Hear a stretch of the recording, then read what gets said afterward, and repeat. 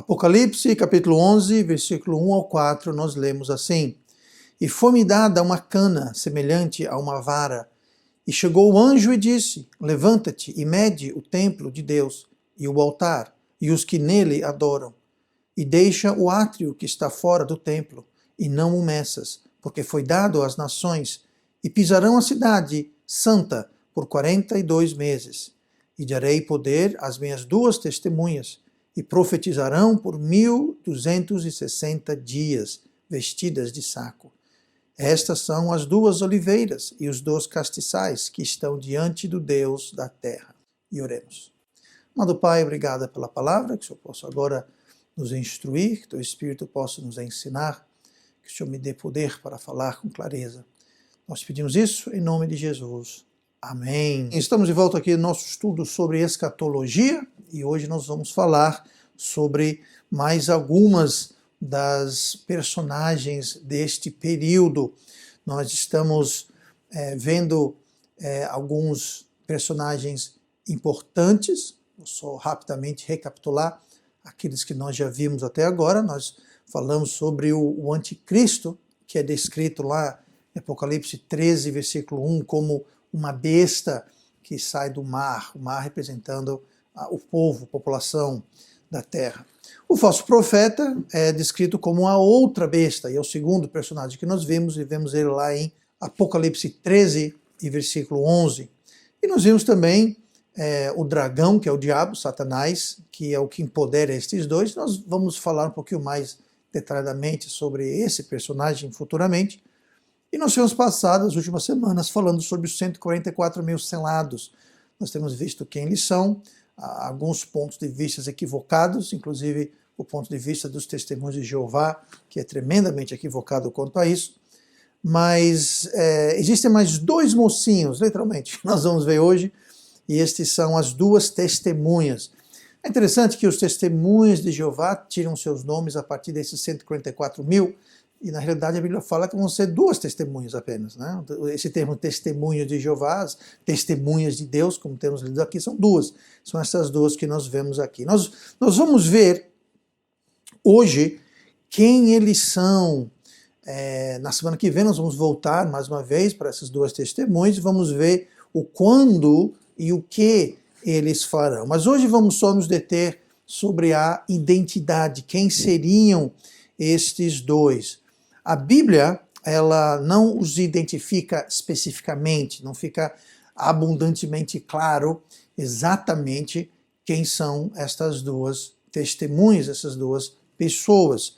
Mas existem aí especulações, sempre existiram através dos tempos, sempre existem opiniões diferentes, mas nós podemos dizer que existem três possibilidades. Se você tirar as três principais, uma das possibilidades dessas opiniões predominantes, a primeira é que pode ser Moisés e Elias. Essa é uma opinião, vamos falar um pouquinho mais a detalhe daqui a pouquinho.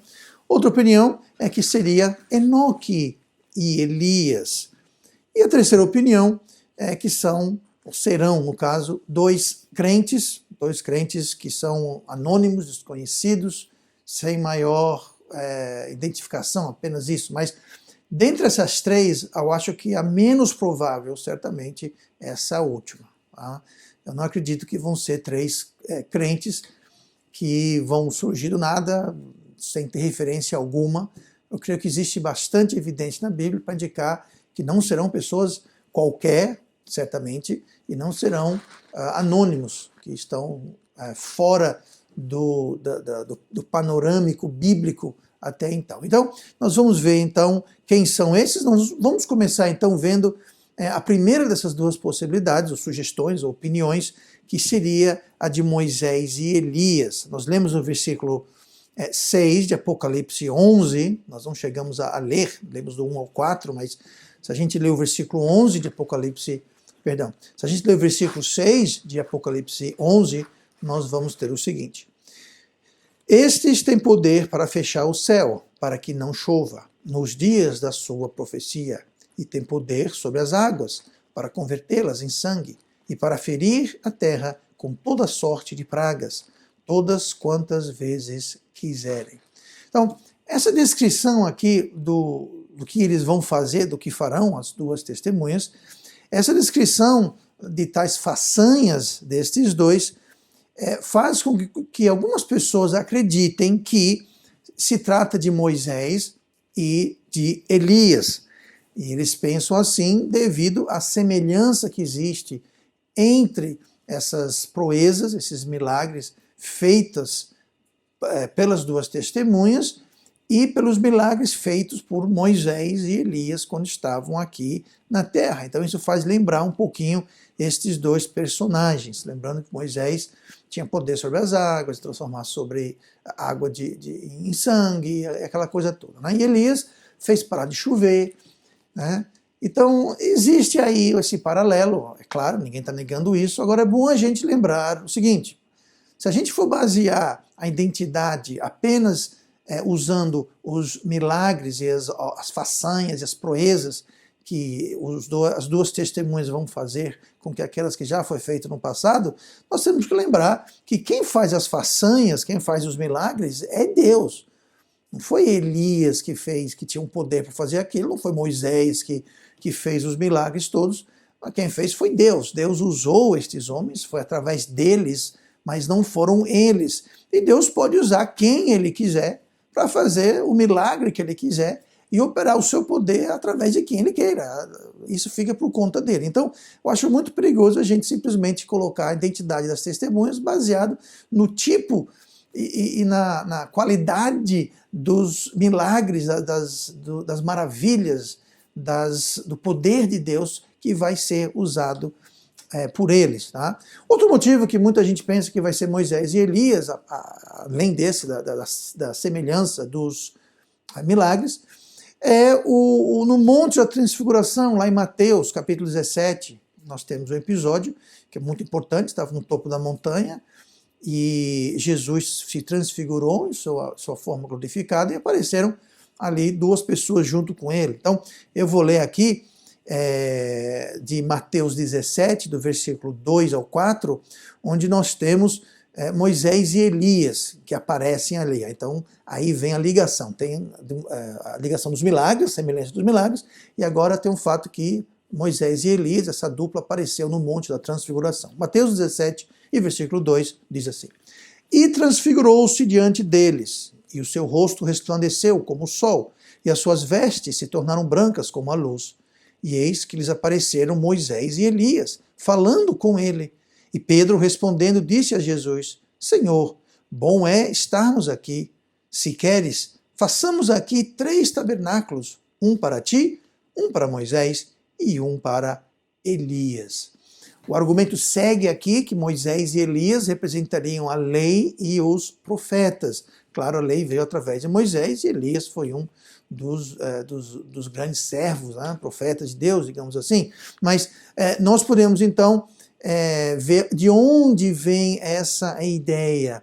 Agora, uma coisa curiosa que muitas pessoas me perguntam, e talvez não está ligado tanto ao tema de hoje, mas está, de um certo modo, é o seguinte: como é que Pedro, vendo os 3, um ele reconheceu como sendo Cristo, só que ele estava na sua forma glorificada, resplandeceu como a luz, mas dava a perceber que ele era Cristo, eles reconheciam. Mas aí apareceu mais 2 pessoas, diz assim, e eis que lhes apareceram Moisés e Elias. Bom, num momento algum, nós temos Jesus apresentando os dois, a Pedro dizendo: isso aqui é Moisés, isso aqui é Elias, Moisés, isso aqui é Pedro. Não houve apresentações. Como é que Pedro soube de que ali se tratava de 2 pessoas, e 2 pessoas específicas que ele identificou como Moisés e como Elias? Obviamente não havia uma foto ou vídeo ou nenhuma imagem, não tinha uma referência visual prévia para falar: opa, ali está Moisés. Da mesma forma que nós não temos a representação prévia de vídeo ou foto de Jesus, ou de Moisés, ou de Abraão, ou de Jacó, ou de ninguém.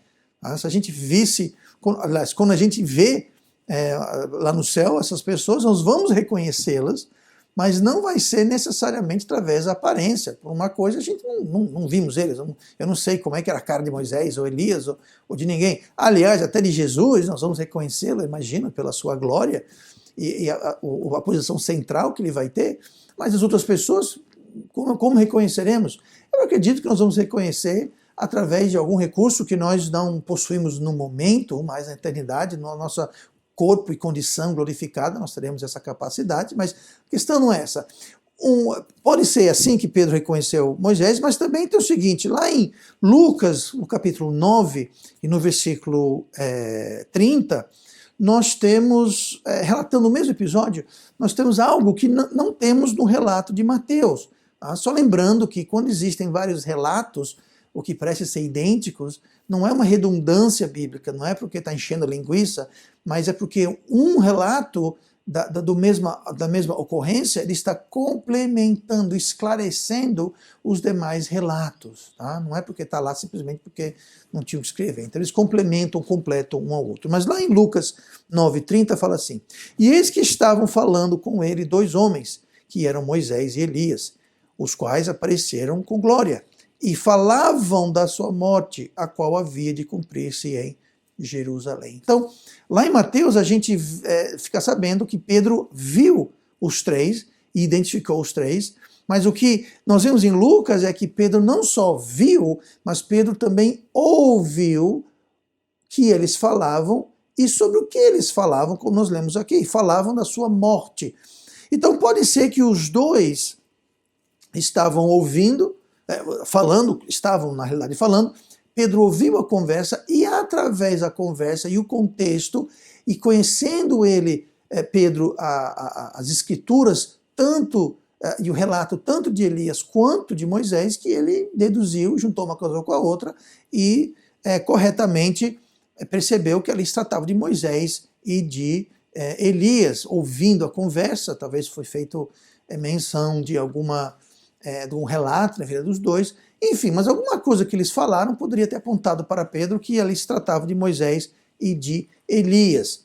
Outra semelhança e indício entre os 2 de que algumas pessoas acham que eles sejam as 2 testemunhas é que ambos, Moisés e Elias, eles eram judeus e ambos tinham um ministério exclusivamente para os judeus. Não é? Moisés só trabalhou com o povo hebreu ali no deserto e no Egito e na saída, logo antes da entrada na Terra Prometida, e Elias também ministrou apenas ali dentro do contexto da nação de Israel. Tá? Então, existe essa semelhança, o que é o caso também nesse período. Lembrando que durante a tribulação, quando isso acontecerá, as igrejas, os crentes foram arrebatados, foram tirados, a era da igreja findou e Deus volta a trabalhar através do seu povo e para o seu povo judeu. Então aqui também, Elias e Moisés, tanto na vida aqui na terra, quanto, se for o caso aqui na tribulação, eles estarão ministrando também para o povo judeus. Tá? Agora, uma coisa sabemos, entre Moisés e Elias, a Bíblia indica, não Moisés, mas a Bíblia indica que pelo menos um deles será Elias. Lá em Malaquias, capítulo 4, e versículo 5, diz assim, eis que eu vos enviarei o profeta Elias, antes que venha o grande e terrível dia do Senhor. Então esse versículo dá a entender que antes do grande e terrível dia do Senhor, Elias vai ser mandado. Elias está dizendo aqui, né, que vai enviar o profeta Elias. Então o profeta Elias vai ser enviado antes do grande e terrível dia do Senhor. Aqui falando sobre no caso, a segunda vinda de Cristo, que será logo no final da tribulação, dos 7 anos, e logo do início, aliás, marcando o início do reino milenar. Agora, existe um outro indício que aponta para Elias como sendo dessas duas testemunhas, e também que desqualifica Moisés como sendo e aponta para o outro candidato para ser a segunda testemunha além de Elias. Tá? E esse indício que nós vamos ver, nós vamos abordá-lo e quando analisamos a próxima possível dupla, que é a dupla de que, ao invés de Moisés e Elias, de fato se trata de Enoque e Elias. Tá? Então, deixa eu só dizer agora no início, essa questão aqui das testemunhas, eu pessoalmente acredito que será Enoque e Elias, e não Moisés e Elias? Eu acabei de mostrar alguns indícios de que e por que algumas pessoas creem que é de fato Moisés e Elias, e nós cobrimos o porquê eles acham isso, e são pontos válidos, eu não estou dizendo que são inválidos, são pontos válidos, porém, quando a gente vê os indícios, e esse indício específico que não só confirma Elias, mas de um certo modo impossibilita que seja Moisés, tá? Nós vamos ver justamente agora, e além de desqualificar Moisés como sendo uma das testemunhas, ele também, ao mesmo tempo, ele qualifica e indica Enoque como sendo a segunda testemunha depois de Elias. Tá? E por que isso, pastor? Que indício é esse? Bem, vamos lá. O indício é o seguinte, esses dois, Enoque e Elias, são os únicos dois homens, seres humanos, são os únicos dois em toda a Bíblia que nós sabemos que não morreram fisicamente.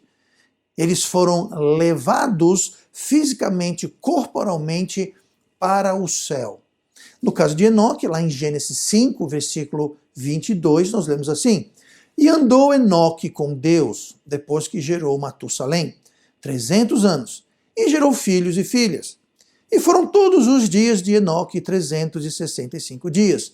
E andou Enoque com Deus, e não apareceu mais, porquanto Deus para si o tomou.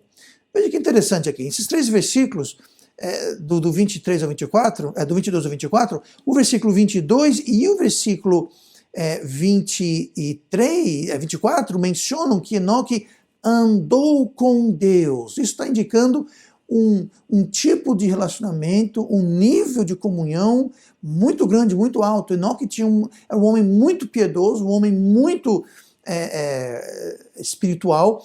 Ele andou com Deus de tal modo, com tanta proximidade, o texto nos leva a crer, que Deus o levou. Deus levou ele embora. Aqui fala assim, e não apareceu mais, porquanto Deus para si o tomou. Então Deus tomou ele. Não entra em detalhes, mas indica que ele foi levado. Não viu mais ele, ninguém viu ele, Deus levou ele embora, ninguém viu ele, ninguém enterrou ele, ninguém viu o corpo dele. Ele não apareceu mais, ninguém mais viu ele sumiu, ele desapareceu. E a Bíblia fala, o que foi que houve? Ele caiu num buraco, foi devorado por um animal? Não, o que aconteceu foi que Deus para si o tomou. Deus levou ele. Então ele não morreu fisicamente, ele foi levado. Corporalmente, ele não morreu. Não é como eu e você que somos salvos, nós vamos morrer e nosso espírito e alma vão para o céu e depois vai ter o arrebatamento, quem morrer vai ser ressuscitado, quem estiver vivo vai ser transformado. Não foi isso que aconteceu e nem vai acontecer com ele. Nesse momento, Elias está no céu, está num corpo. É um corpo que deve ter... Eu não creio que Deus transformou o corpo dele, eu acredito que Deus criou uma situação onde ele possa habitar no céu com o corpo humano dele, porque ele foi levado num corpo e condição humana. Então imagino que Deus criou algum espaço, algum ambiente, alguma coisa, onde ele existe, habita, e todos esses anos no céu, com Deus, no corpo humano, que ele saiu daqui da terra com o qual ele nasceu, tá bom? O segundo exemplo, no caso de Elias, nós temos algo parecido ocorrendo. Segundo Reis, capítulo 2, versículo 11, diz assim: E sucedeu que, indo eles andando e falando, eis que um carro de fogo, com cavalos de fogo, os separou um do outro. E Elias subiu ao céu num redemoinho. O que, vendo Eliseu, clamou: meu pai, carros de Israel e seus cavaleiros. E nunca mais o viu, e pegando as suas vestes, rasgou-as em duas partes.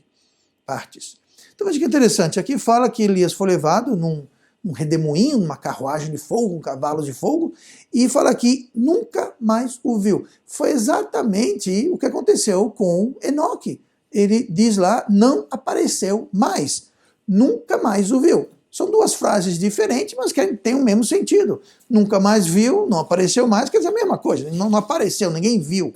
Tá? Então, nós temos detalhes maiores sobre Elias, que ele foi levado, fala aqui, num carro de fogo, com cavalos de fogo.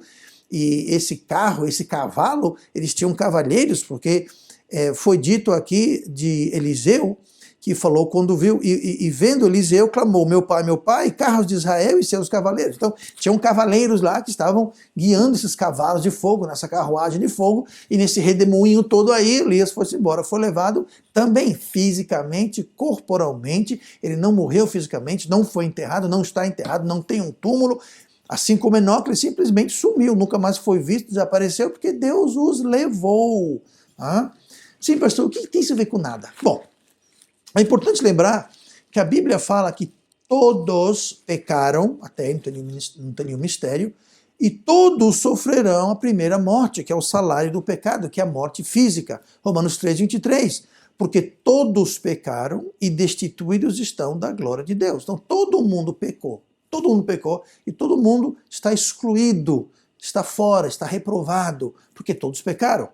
Eliseu e Enoque não são exceção. Eu sei que Eliseu foi um grande homem de Deus, eu sei que Enoque andou com Deus de tal forma que Deus o levou, nós acabamos de ver isso, mas eles não são isentos do fato de que todos pecaram.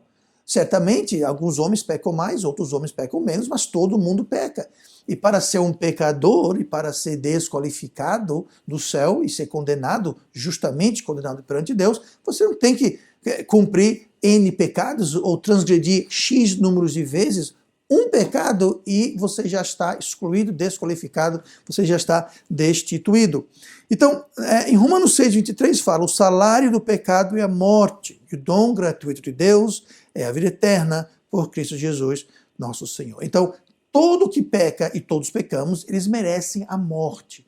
Essa morte está se referindo à morte física, a primeira morte. Nós temos no livro do Apocalipse referência à segunda morte, que é o lago de fogo. Então, essa primeira morte, que é a morte física, todo homem vai passar por ela, porque todo homem pecou. Quando eu falo homem, me refiro à raça humana. Mulheres, é claro, também estão no meio aí.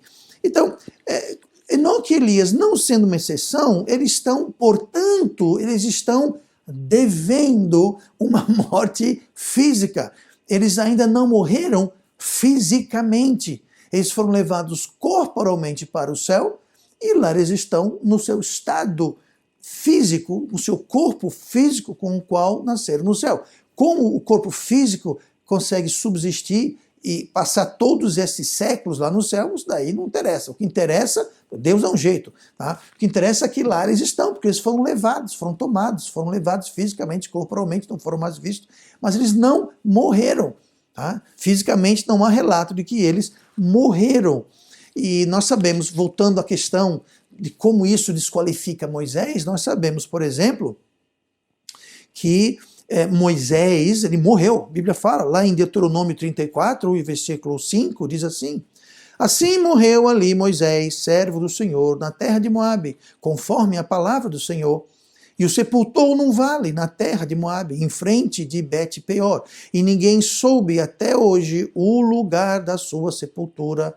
Era Moisés da idade de 120 anos quando morreu, e os seus olhos nunca se escureceram, nem perdeu o seu vigor. Então, Moisés morreu com 120 anos, não morreu de causas naturais, ele tinha o seu vigor, ele tinha a sua vista, mas chegou a hora que Deus falou, olha, nós vamos entrar na terra prometida, você não vai entrar devido à sua, para nós, uma pequena desobediência, mas aqui muito é dado, muito será cobrado, então o fato que ele bateu na rocha ao invés de falar a rocha, como foi instruído, então Deus falou, você não vai entrar na terra prometida, você vai ver. Então ele mostrou a terra prometida, aí ele disse, agora suba no monte, que você vai morrer lá, eu vou enterrar você, e até hoje ninguém sabe onde é que ele está enterrado. Mas eu acho que isso aqui deixa claro que ele morreu, que ele foi sepultado. Então o corpo físico de Moisés está enterrado em algum lugar na terra. E no momento do arrebatamento, quando a trombeta soar e o arcanjo nos chamar, este corpo vai ser ressuscitado de forma gloriosa e nós que estivermos vivos vamos ser transformados, mas quem era salvo e estará morto no arrebatamento vai ser ressuscitado e glorificado e subiremos para estar com o Senhor nos ares para sempre. Mas o corpo de Moisés está na terra, ele já morreu fisicamente. Ora, se o corpo dele já morreu fisicamente, então ele morreu já fisicamente. Tá? Então não tem como ele voltar. Enoque tem um corpo físico, Elias tem um corpo físico que não morreram. Então, eles podem sim voltar fisicamente, com o corpo humano com que nasceram voltar. Só eles, em toda a Bíblia, só esses dois personagens, Enoque e Elias, encaixam nessa situação, que são dois seres humanos, são duas pessoas que têm até hoje, apesar de todo esse tempo passado, no caso de Enoque, foi lá nos primórdios da criação, né, no início dessa civilização, quando Deus recriou tudo, que tá lá para a gente saber que desde então. E Elias, algum tempo depois, mas ambos são séculos e séculos que passaram e eles não morreram, não estão aí. Agora veja bem, a Bíblia fala lá em Hebreus, capítulo 9, versículo 27, o seguinte: e como aos homens está ordenado morrerem uma vez, vindo depois disso o juízo. Então, ao homem é ordenado morrer quantas vezes? Uma. O homem vai morrer fisicamente uma vez. Moisés já morreu uma vez fisicamente, então não tem como ele morrer a segunda vez fisicamente. Não tem como. É uma impossibilidade. Por isso que eu, pessoalmente, acho que fica desqualificado a opinião, a visão de que é Moisés e Elias. Não tem como ser Moisés. Moisés já morreu, não pode morrer de novo fisicamente. Porque está enterrado, sepultado, morreu. A Bíblia fala isso. A Bíblia fala que o homem vai morrer uma vez só. Claro, fisicamente. Existe a segunda morte, que é a morte espiritual, para quem não é salvo, mas aqui está falando sobre fisicamente, sobre a primeira morte. Você morre uma vez fisicamente e acabou. Então, no final do ministério, como nós vamos ver, mais detalhes semana que vem, mas no final do ministério das duas testemunhas, elas vão morrer. Elas vão ser mortas, tá? No final do seu testemunho. E depois de serem mortas, elas vão ser ressuscitadas, tá? E serão arrebatadas. Vai ser uma espécie de arrebatamento versão 2.0. Tá? Eles vão ressuscitar, os corpos deles vão ficar jogados lá em Apocalipse 11, versículo 11, nós lemos assim: e depois daqueles 3 dias e meio, o Espírito de vida vindo de Deus entrou neles e puseram-se sobre seus pés, e caiu grande temor sobre os que os viram, e ouviram uma grande voz do céu que lhes dizia: subi para aqui, e subiram ao céu em uma nuvem, e os seus inimigos os viram. O relato é muito parecido com o arrebatamento, né? É muito parecido com o arrebatamento. Vai ter esse arrebatamento, só que vai ser de 2 pessoas. E existem posições que acham que essas 2 pessoas não são literalmente 2 pessoas, que isso representam a igreja, ou a igreja Israel, representa, é simbólico de alguma coisa ou outra. Isso aqui seria então o paralelo ou o relato do arrebatamento, indicando que vai ter um arrebatamento no meio da tribulação, que é uma posição errada, escatológica, vai ter um arrebatamento no meio da tribulação. Mas aqui não tem como você simbolizar isso daqui. Aqui está falando, todo o contexto, são 2 pessoas, 2 testemunhas, literalmente 2 testemunhas, mas elas vão morrer. Ou seja, Enoque e Elias, que estavam devendo uma morte física, porque eram homens, eram pecadores, mas ainda não pagaram o preço da morte, a primeira morte.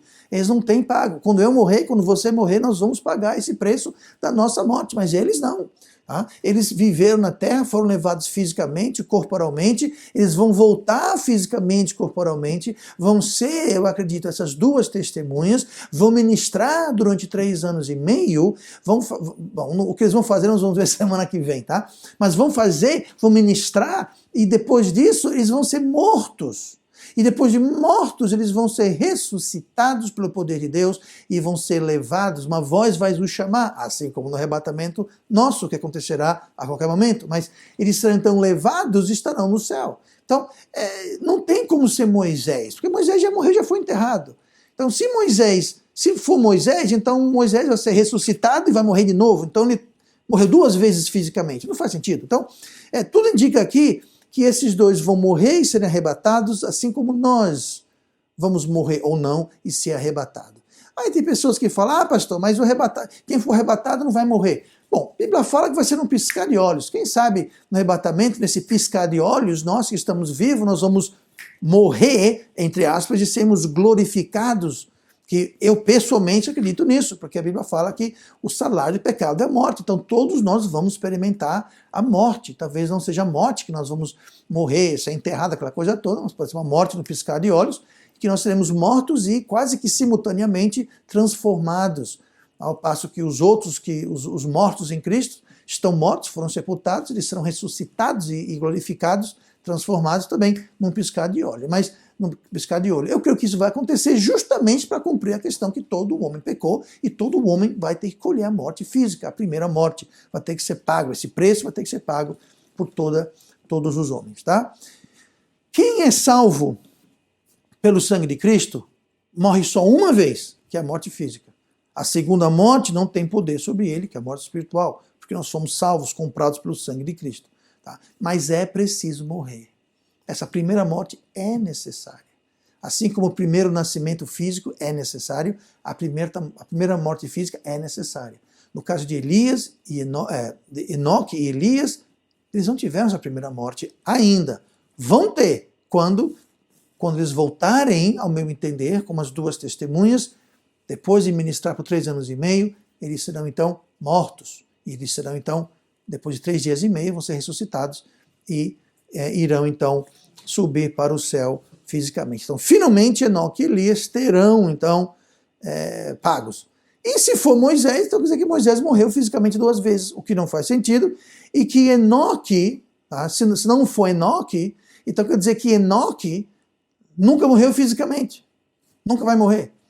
Também não faz sentido biblicamente, porque ele não é exceção, ele é uma parte do todos pecaram, então Enoque precisa morrer e Moisés já morreu. E Elias também não morreu, então vai entrar junto com Enoque dentro dessa categoria de pessoas que não morreram fisicamente, mas que precisam morrer ainda. Okay? Então, por esses motivos, são os que eu acredito que as duas testemunhas serão de fato Enoque e Elias.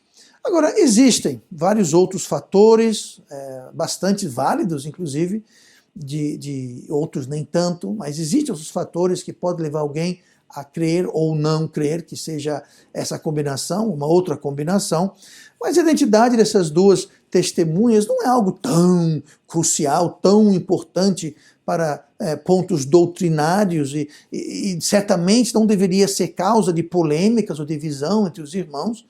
Lembrando que quando a gente estiver no céu e essas coisas estiverem acontecendo na terra, nós poderemos ter as dúvidas e ver realmente quem foi quem. E para quem está na terra, na época que estiver ocorrendo a tribulação, também não vai ter dúvida. Quem estiver habitando na terra vai saber quem são esses dois aqui. Não vai precisar ter a dúvida, não vai ter dúvidas de que serão eles, não serão.